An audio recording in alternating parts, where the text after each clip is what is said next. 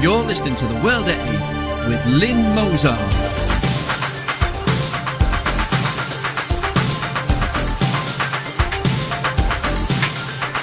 The World at 8, the number one in nationalist news.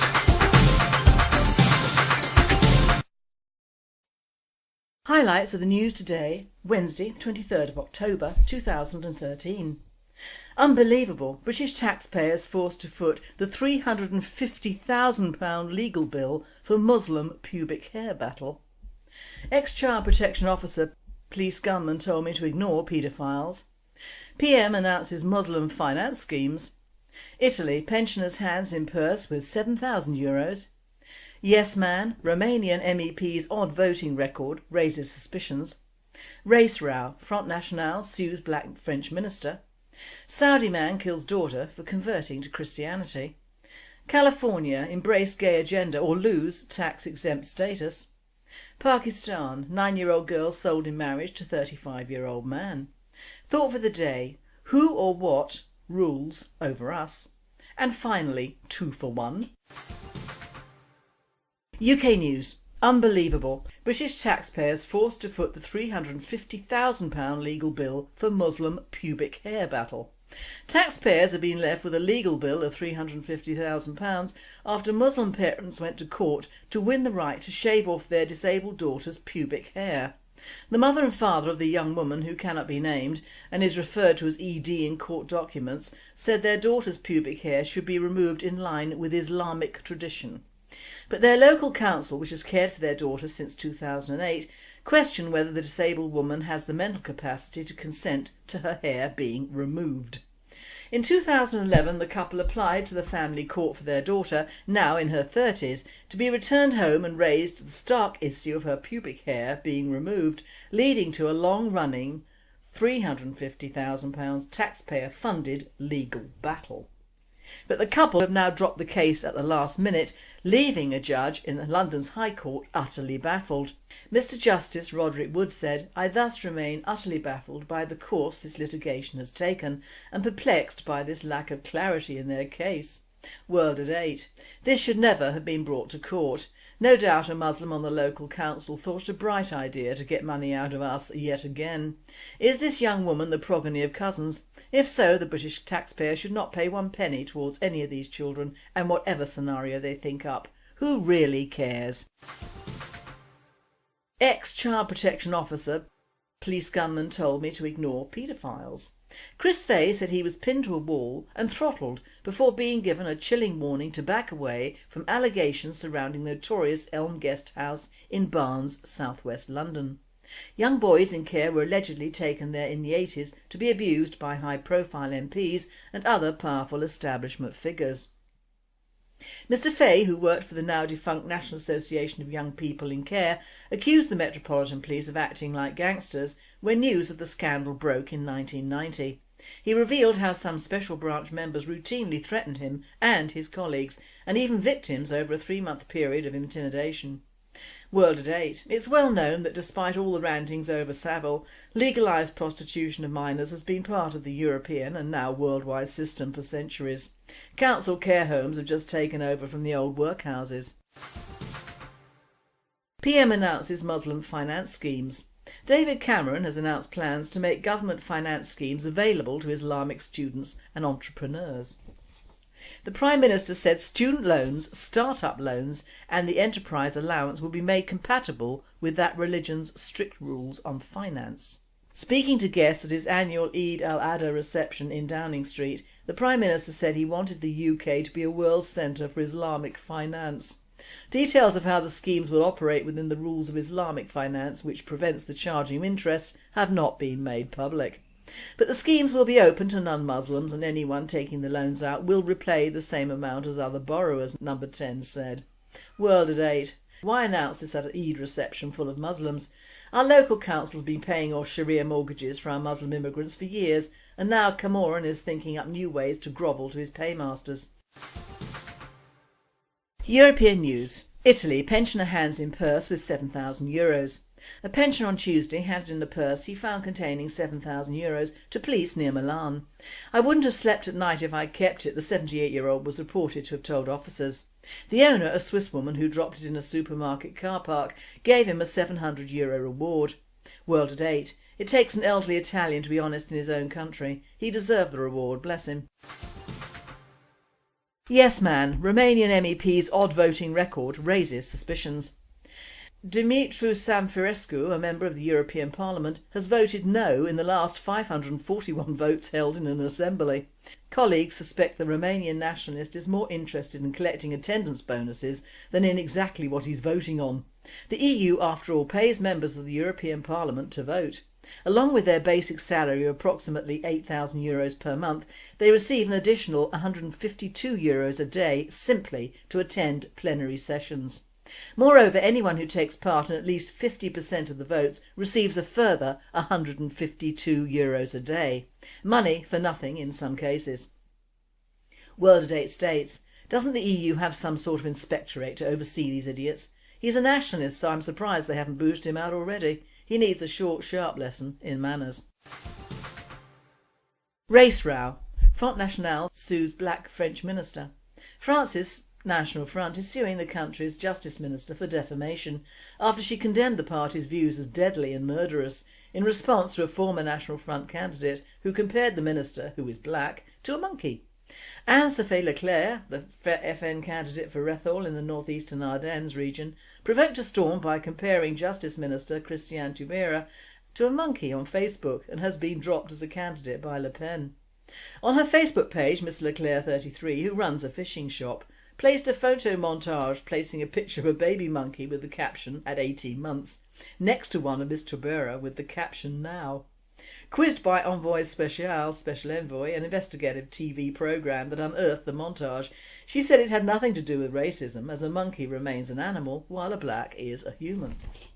But she went on to say, "To be honest, I'd rather see her in the branches of a tree than in the government. Quite frankly, she's a savage when she arrives with a devilish grin, but it's not racist." World at 8, no it isn't, but she should have been aware that the enemies of nationalism can't wait to label stupids, and she should have steered clear of this woman. However, monkeys are more attractive than Christiane, I think. World news. Saudi man kills daughter for converting to Christianity. A Saudi man working with the Commission for Promotion of Virtue and Prevention of Vice recently killed his daughter for converting to Christianity. According to sources close to the victim, the religious police member had cut the tongue of the girl and burned her to death following a heated debate on religion.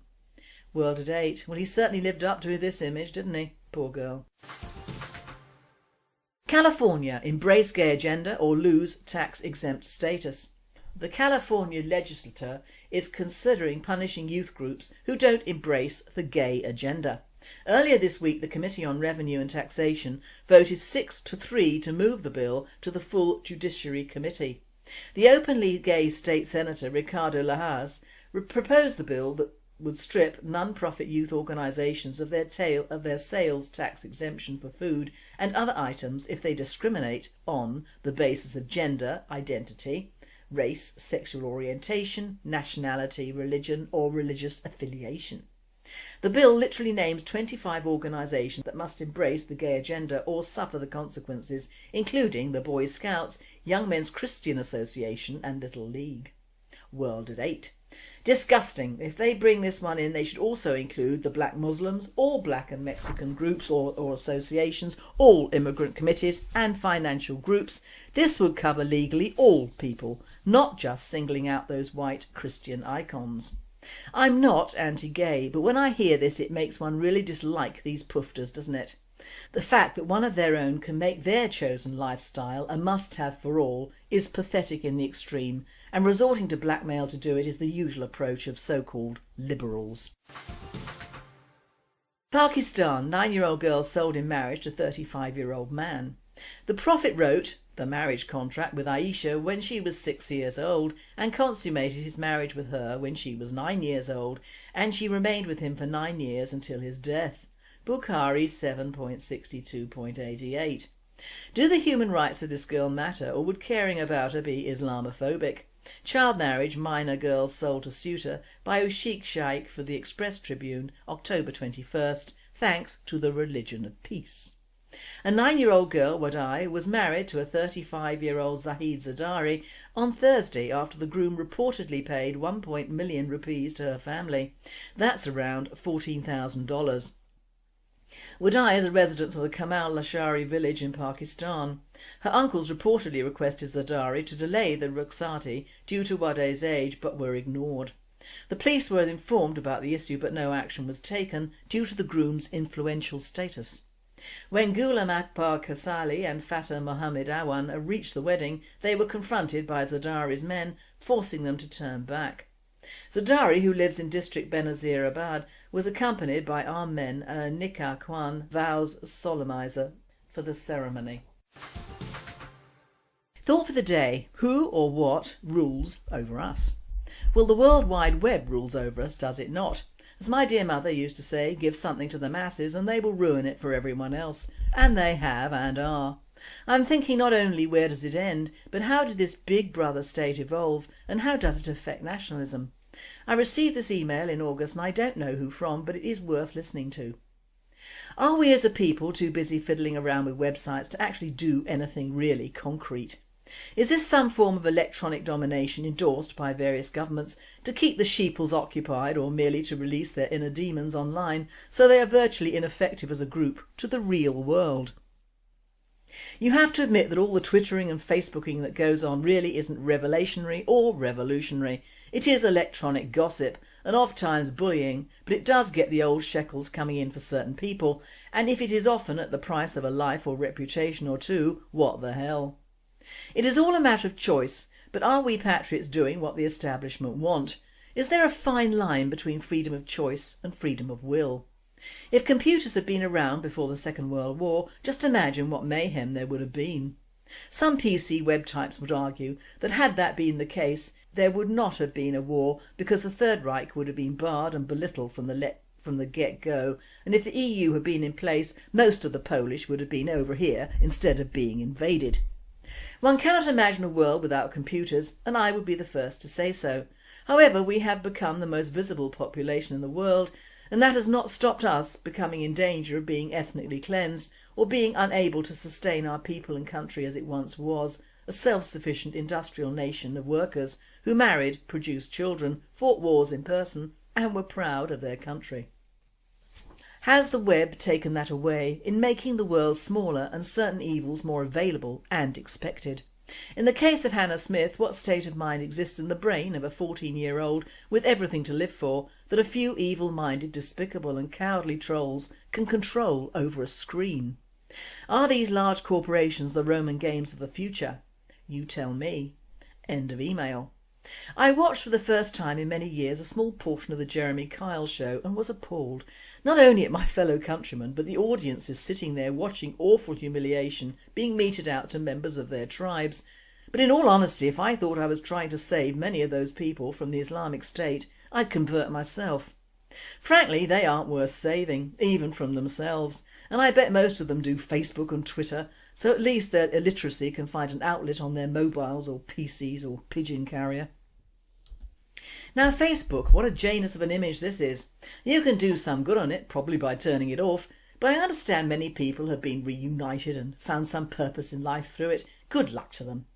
I personally think that by the time our establishment have shut down all English pubs, forbidden new drinking clubs and restaurants for the mature being opened, or if already open have shut them down with no licence for alcohol, sell out working men's clubs or make sure they're in areas already heavily enriched, make sure all the masses who don't go to football are watching it on TV along with the rest of the propaganda, encourage meals for two at home and discourage all but ethnic watering holes, and split, divide and decimate peoples of a certain tribe or tribes, then of course they'll fly to one of the only drugs left, the web. And there we open Pandora's box, full of potential but full of the opposite as well. Want to make a bomb? Go to the web. Want to view really vile pornography, bestiality and worse? Go to the web. Want to do a bit of sexual grooming yourself? Go to the web. Want to avoid going out of the house and doing a bit of shopping and socialising for years on end? Go to the web. Want to start a riot and do a bit of looting in the real world? Go to the web. Want a Thai bride or something that will make you poor really quickly? Go to the web and dial Thai or Russian brides, matey. It's all there. Rather like Christ on the mountain, with the devil on his left-hand side, promising that everything would be his if he came over, so to speak. We are like Christ and the devil is the web, you might think. But is that true? Haven't we asked for this domination and by participating in it made it worse? Now there is a place for computer domination, and let's face it, without it you wouldn't be listening to The World at 8, because I doubt if us nationalists would be allowed a radio station. Hospitals, medical centres, communications, the armed forces and even schools are probably better off with PC domination. But the man in the street? Research is also a benefit of the web, but Wikipedia always tells the politically correct page, not necessarily the truth. It's not what you see, it is often what you don't see that is the truth. Useful household hints and much more are good, but it is the use of the social networking sites that has me worried for the future. In many ways these sites have pushed us further into the space age, but not in a good way. We don't have a space programme any more than we can nowadays feed ourselves, obtain jobs, have our children educated the way we would have liked, choose our path in life, have friends, or even choose what political path we would take without meeting the sort of problems we would not have met in, say, 1950. When you have people who can barely speak, living their lives through Facebook and Twitter, influencing and being influenced by what is in essence a waste of space or a non-reality of being, what hope is there for a ground movement of people for the nationalist cause? They're all at home banging away on their keyboards, that's why. It used to be a saying that if you can't speak well of someone then don't speak at all. But now is, if you can't go on Facebook or Twitter and tell thousands or millions of people exactly what you think of them, you're losing out. They will never know who is saying what, as most operate under a false name or avatar, whatever, and usually look, if photos are presented, at least 20 years younger. It is all pretence and wind and waffle as far as I'm concerned, a mass show of theatrics from people who would never make the cut in the show business world, a posturing stance that, I am here and F you, or of course in Shakespeare's words, all the world a theatre and men players, or something like that. I know of one couple who sit on their sofa at night, not us I hasten to say, who have 3 tablets between them going strong and the telly. Oh, what a joy for our genocidal governments, no kids for them, I hasten to add. Another factor is the safety factor or the secrecy factor. All governments, states or kingdoms need their secrets. If anyone thinks that a country can be run without secret police, state spies, imprisoning of inside and outside forces, some torture and many secrets, they are fools.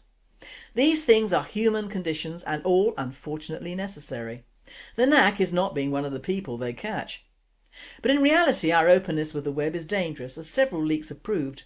In the 80s, with the defence of the Falkland Islands, you only had to listen to Southern News and the RGs knew exactly where and when our troops were posted. It was utterly ridiculous. And the same applies now to the web. Once something formerly secret is posted on YouTube or given out in a Facebook or Twitter text, it is open to millions of eyes, and most of those eyes are not friendly. We are being hacked all the time by China, who professes to love us so much they will pay for all our fuel and pay off our national debt as well, and if you believe that, you also believe that the web is equivalent for us as the upright column in Space Odyssey 2000 was for the missing links. Knowledge is power, and not always in the right hands, and knowledge can be deadly in the wrong hands. I'm not a humanist, but I do find the human race fascinating. When they get hold of something that entails not moving out of their comfort zone, they're in like flint, aren't they? Tippy-tapping away, loads of bollocks, rudeness and sheer evil in some of the YouTube pickies, all passed off as entertainment for the masses, along with cheap food, drink and drugs. And now, glory of glories, Hosanna in the highest, we can all do these networking sites with a mobile phone. Lovely! When we go out on the odd occasion that demands it, we can take our mobiles and start a third world war while waiting for our kebabs. We can let some poor unsuspecting person really know the wrath of the trolls, can't we? The most plaintive words I've ever heard were for a woman whose current love of her life was doing the usual, even though she loved him to bits. And she said, I texted him and he texted me and then I texted him again and he sent me her text and bloody on it went. Bored, I almost fell off my perch, mates. And then apparently the whole sorry debacle showed up on what? Facebook bickies and all. I swear she almost died. One reason I don't do Facebook is that there is no one I want to talk to that I don't already. If someone has lost me and wants to find me, get a detective or a solicitor, especially if there's money involved. I don't want to speak to men I have known, loved or lost. They're in the past. I have no school friends that I don't speak to now over the phone or email. Yup, email. I don't want to romance over the web with someone who could turn out to be the Grand Mufti of Jerusalem or worse, and I don't want to organise riots or demos through a social networking account. Neither do I want to send rude pictures of myself out to millions who don't frankly deserve them. But most important of all, I don't want to be the recipient of really nasty personal texts from trolls who don't know me at all and are just airing their inability to converse in the normal manner. In truth, 90% of the people that have been touched or communicated with are people you don't want to know in real life. Face up to it. Would you be friends with a person who spent all their time typing nonsense to other idiots they don't know? What is it with reaching millions of people? It hasn't furthered the nationalist cause any, has it? Where are our Nuremberg rallies, the Mosley rallies and marches? Although not a neo-Nazi, you have to hand it to them. Both Adolf and Mosley turned out some good demos in their times, and all without Facebook. Because whether you love them or hate them, computers and the benefits they bring also bring something else. An inability to communicate on a normal platform of face-to-face with your fellow man, and an even more terrible desire to sit on your backside 24 hours out of 24, which of course suits the divide and conquer brigade of making sure the English population is suitably docile, fat, lazy, antisocial, poor, undereducated and multiculturally inclined through sheer propaganda. In short, the Roman games are here again, as an X Factor and Britain has no talent is proving, whilst the brighter amongst us are watching TV series that go back many years so we don't have to face the gruesome reality of the UK today. So who will be tapping away while Rome burns? And finally, 2 for 1, another Tesco moment for you. Turkish men hospitalised after drinking camel's milk urine. Proving once again that the people Muhammad hated the most were his followers. 2 Turkish men were hospitalised on arrival to Turkey after drinking camel's milk and urine while on an Umrah visit, Daily Hurriyet reported. The men believed the camel's milk and urine to be good for health, claiming it was written in a hadith. An imam, according to the Turkish men, also drank the milk and urine with them. The visitors were hospitalised due to high fever and unusual levels of liver enzymes. This presenter says, drink more, my friends, drink more. And we cannot leave out the Irish to be truly offensive today, or should it be Kerryman? 3 Irishmen are sitting in the pub window seat, watching the front door of the brothel over the road. The local Methodist pastor appears and quickly goes inside. "Would you look at that?" says the first Irishman. "Didn't I always say what a bunch of hypocrites they are?" No sooner are the words out of his mouth than a rabbi appears at the door, knocks and goes inside. Another one trying to fool everyone with pious preaching and stupid hats. They continue drinking their beer, roundly condemning the vicar and the rabbi, when they see their own Catholic priest knock at the door. "Ah, now that's sad," says the third Irishman. "One of the girls must have died." You've been listening to The World at 8. I am Lynn Mozart and I wish you all a very good night.